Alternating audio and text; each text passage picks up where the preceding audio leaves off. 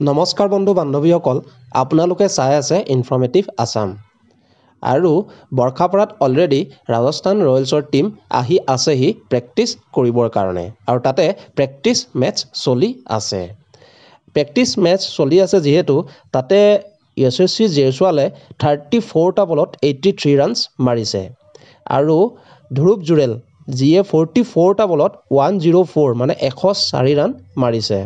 আৰু আমাৰ অসমৰ ৰিয়ান পৰাগে 64টা বলত 144 ৰান মাৰিছে। তাৰে 10টা 6 মাৰিছে আৰু 16টা 4 মাৰিছে।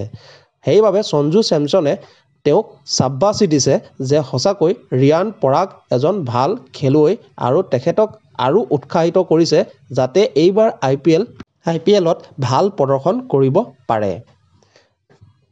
আমি যিহেতু ৰিয়ান পৰাগক আগৰ পৰাই বহুত আশা কৰোঁ যাতে তেখেতে আৰু ওপৰলৈ যায় আৰু যাতে মেটচ তেখেতে জিকায়, তাকে আমি আশা কৰোঁ। আৰু আপোনালোকে ৰিয়ান পৰাগৰ পৰা কি আশা কৰে তাকে মোক কমেণ্টত জনাব।